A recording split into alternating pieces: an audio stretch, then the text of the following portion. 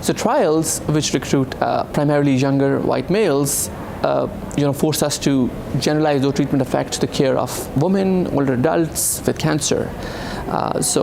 That compromises the quality of care these subgroups or minority subgroups receive for cancer care. And prostate cancer is known to suffer from disparities. We already know that the black men are 1.8 times more likely to be diagnosed with, and 2.2 more likely times die from the prostate cancer. So what we aim to do was to quantify the enrollment disparities in clinical trials precisely using meta-analytic methods, and also study the reporting trends over the last 3 years in the clinical trials.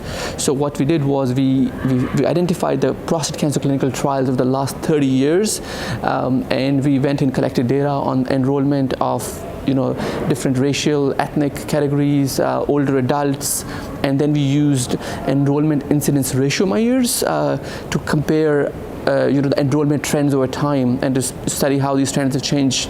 We wanted to compare apples with apples, so what we did was we used enrollment incidence ratios. What it does is it compares the recruitment right in reference to the appropriate incidence of cancer in that particular minority subgroup.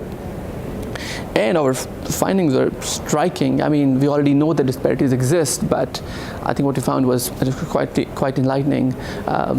So we found that even the reporting about these ethnic minorities and older adults is poor.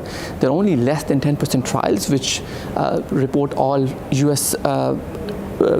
racial report data on the racial categories, and only 15% of the trials report data on ethnicity, and only 25% trials report data on older adults' participation in the clinical trials.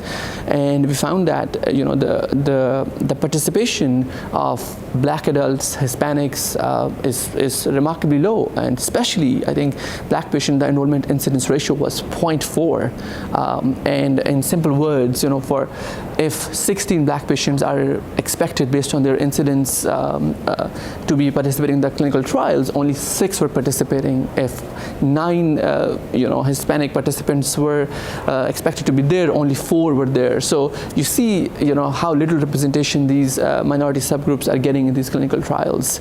We studied the trend over the last 30 years, and we found that the participation of black participants has significantly declined over time. The participants of Hispanic participants also has decreased, but not as significantly as black participants. The participation of older adults is slowly edging up. That's a good sign. So these findings are a call to action to address the disparities. What we found, the finding of low representation of minorities in the clinical trials really reflects the social construct and the deep existing social disparities. We need to really talk about the issue of equality, equity, and reality here. So we need to improve the access of our minority patients to clinical trials. When we see them in the clinic, we need to probably spend extra time with them. When we have finished seeing them, probably we need to do a better follow-up with them. We need to involve patient advocates. We need to restore their trust in the healthcare system.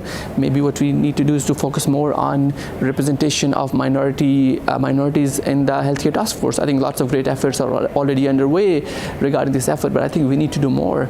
I think one of the key issues is that I think regulatory authorities, industry, patients, healthcare providers all need to sit together to maybe come up with a plan to ensure that a certain number or certain percentage of minorities should be recruited in the clinical trials.